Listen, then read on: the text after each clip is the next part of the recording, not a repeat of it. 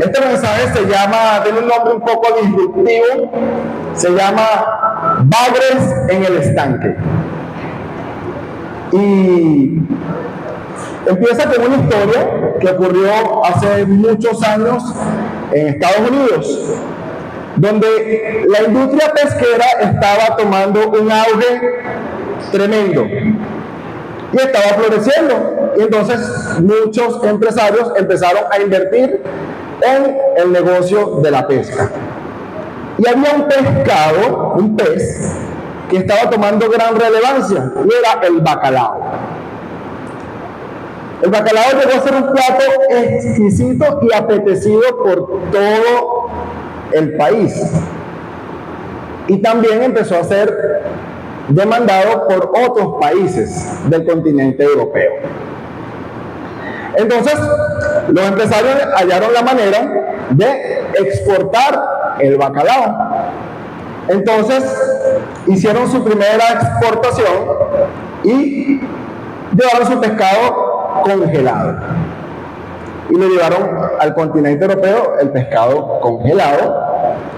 Cuando descongelan el pescado y sirven el pescado, no sabía igual. Tenía un sabor distinto, una contextura distinta. Entonces descubrieron que al congelar el pez perdía sus cualidades y gran parte de su sabor. Entonces un genio dijo: ya sé, vamos a construir unos tanques de agua salada y transportamos el pescado, el pez, porque no está pescado todavía, lo transportamos vivo. Hicieron así: agarraron, metieron el bacalao vivo en los tanques y transportaron a los peces hasta Europa, y los peces, el 99% llegaron vivos. Y nuevamente, cuando van a servir el pescado, se encuentran con la sorpresa de que estaba flácido y estaba demacrado el pescado. Entonces ya no sabían qué hacer y estaban perdiendo mucho dinero, y hasta que a alguien se le ocurrió una idea. La crisis es la madre de todas las invenciones. Entonces, a través de esta crisis, a alguien se le ocurrió: vamos a meter en los tanques al enemigo del bacalao, que es el bagre. Entonces, a los tanques donde estaban los bacalaos le colocaron unos cuantos bagres. Mandaron el barco con los peces y los tanques, el bacalao corriendo por su vida durante todo el trayecto.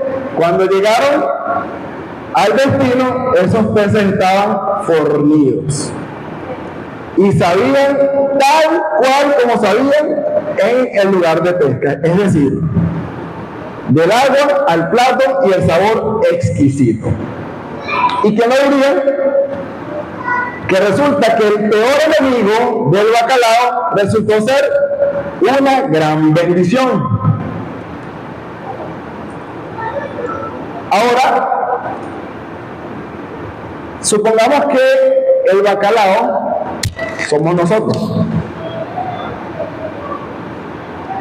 Imagínense ustedes que en nuestra vida no existieran bagres. Nuestra vida empieza cuando nos meten en el tanque y termina cuando partimos con el Señor. Ese es el viaje. Si no hay bagre en nuestra vida, en ese tanque, ¿cómo vamos a llegar al final de nuestros días? Flácidos, ¿no? Ahora bien, dicho esto, ¿puedes identificar en este momento algún bagre en tu vida? Por lo menos, siendo económicos, una vez en la vida existe alguna persona que nosotros decimos: mi vida sería más fácil si esta persona no estuviera. Mi vida fuese más sencilla, un poquito más ligera mi carga, si esta persona no existiera. Eso es lo más drástico. pero puede ser alguna situación o alguna condición de salud.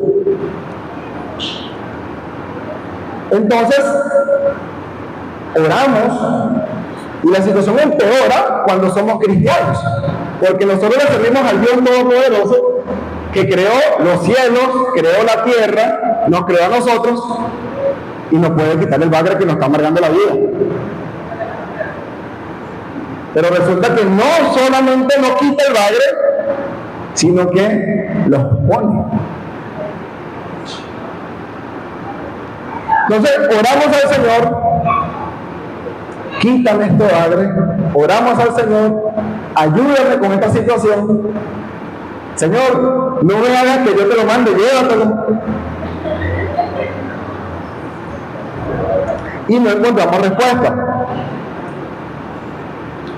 Pero hay otra situación que empeora aún nuestra situación, que a lo mejor no lo reconocemos.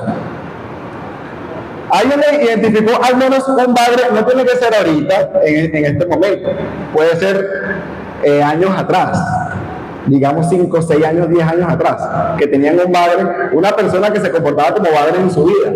¿Alguien lo ha tenido? Yo lo tuve. No voy a decir que lo tengo porque él no viene al caso. Ok.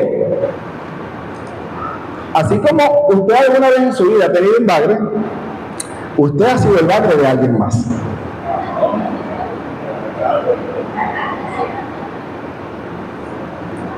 En algún momento Dios te ha puesto a ti en el tanque de algún bacalao para que lo pongas a correr y lo lleves al trote.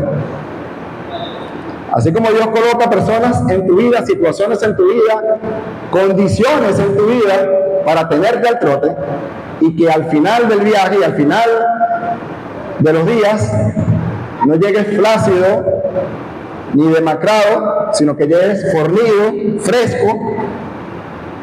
Dios también te utiliza a ti para que otra persona llegue a buen término al final de sus días.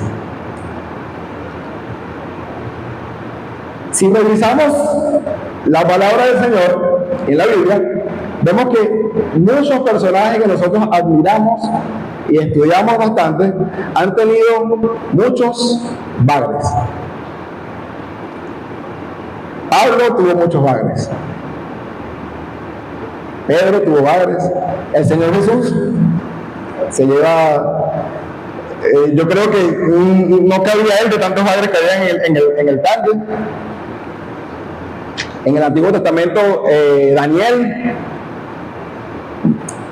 Mardoqueo, con Amán, y muchos otros, pero hoy quiero enfocarme en los bagres de José. Solamente vamos a estudiar, a analizar 2 bagres de José. Y los primeros bagres que tuvo José en su estanque fueron los hermanos. Los hermanos de José fueron puestos en su vida. En Génesis 37:28 dice lo siguiente: y cuando pasaban los madianitas, mercaderes, sacaron ellos a José de la cisterna y le trajeron arriba y le vendieron a los ismaelitas por 20 piezas de plata y llevaron a José a Egipto. Seguramente yo puedo imaginar con mucha claridad a José en su momento de agonía diciendo esto: si no existiesen mis hermanos, yo estuviera ahorita tranquilo disfrutando de la presencia de mi papá. José era el favorito de su padre y tenía una relación muy cercana con su papá. Pero no fue así. Entonces, cuando analizamos la historia más adelante, ¿qué fue lo que ocurrió?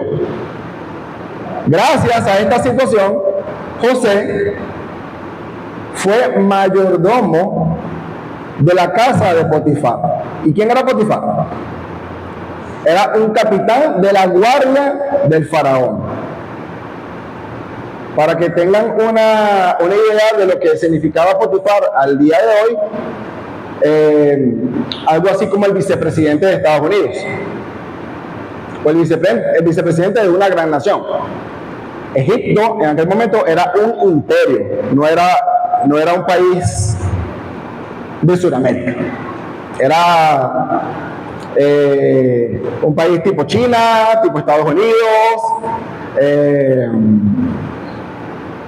o todo el continente europeo, por no decir un solo país de Europa. Resulta que Dios bendijo todo lo que tocó José en la casa de Potifar. Pero aparece otro bagre en la vida de José. Ya cuando José dijo, bueno, gracias a Dios, todo está fino, estoy sirviéndole a Potifar, me gané su confianza, estoy a cargo de todos los negocios de Potifar, de la casa de Potifar, y aquí todo va bien. Y aparece otro bagrecito, que es la esposa de Potifar. Génesis 39:20. Y tomó su amo a José y lo puso en la cárcel, donde estaban los presos del rey, y estuvo allí en la cárcel. Nuevamente me imagino a José diciendo, otra vez yo, porque yo no me libró de injusticia, porque la esposa de Potifar lo acusó injustamente. Y si Dios estaba con José, ¿por qué Dios no lo libró de esta situación tan vergonzosa? O sea, lo estaban acusando de violación, de acoso. Lo acusaron de acoso. Y él no tuvo cómo defenderse. O sea, es la esposa de tu jefe. ¿A quién le van a creer? Entrégate que estás rodeado. ¿Qué pasó después? José va a la cárcel, tiene la oportunidad de interpretar un sueño a Faraón, interpreta correctamente el sueño de Faraón, y luego de todo esto, José termina siendo el gobernador de Egipto, segundo después de Faraón. Dios bendijo la vida de José, pero no la bendijo porque quería que José estuviera cómodo y quería darle poder a José, sino tenemos que ver el propósito detrás del propósito. Dios utilizó toda esta situación y la planificó cuidadosamente. Cada detalle, cada bagre en el estanque de José fue planificado con mucho cuidado para preservar al pueblo de Israel de la hambruna que ya también Dios había planificado. Seguramente José no pudo discernir todo lo que venía, ni el propósito de las cosas que le habían ocurrido, y seguramente vivió muchos momentos tristes.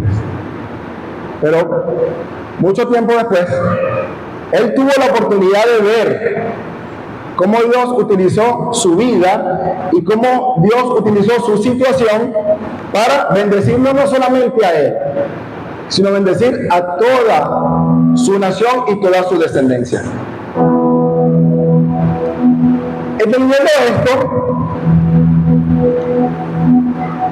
¿cómo crees que llegarías al final de tu viaje si Dios no colocara esos bagres que hay ahorita en tu vida?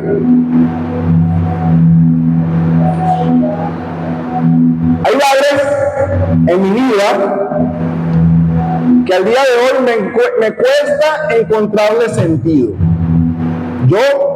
Hay situaciones en mi vida que a veces le pregunto al Señor, ¿para qué?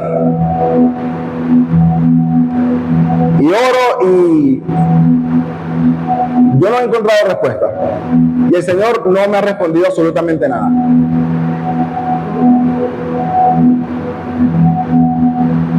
Pero estoy seguro, a la luz de los hechos que encuentro en la palabra, que hay propósito.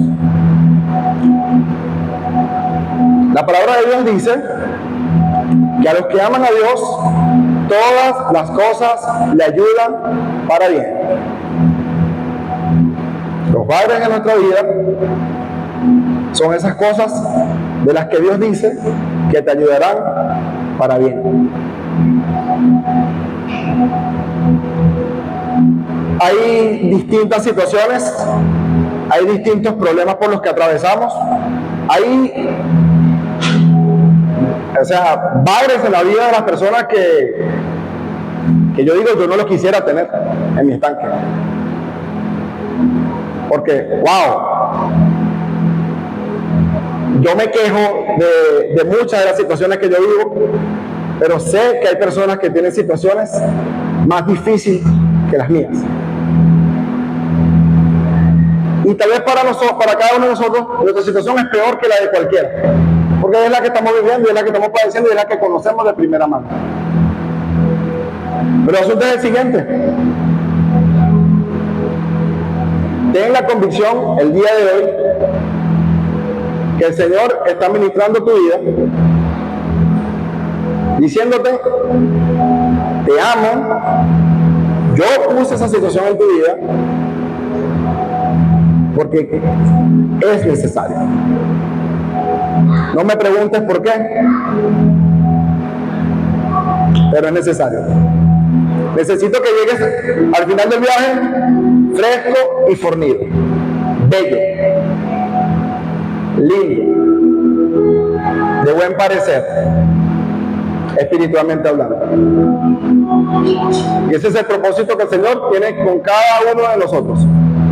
El propósito no es distinto para Amílcar o para Moraima. Dios quiere que tanto Amílcar como Moraima lleguen en perfectas condiciones al final del viaje. También lo quiere con Álvaro, lo quiere conmigo, lo quiere con Hugo, con cada uno de nosotros, con cada uno que confiese que Jesucristo es el Señor. Entendiendo esto, mis hermanos, quiero invitarlos a pasar adelante. Si alguno quiere que oremos por ustedes, los ancianos y líderes van a estar acá para meditar su vida.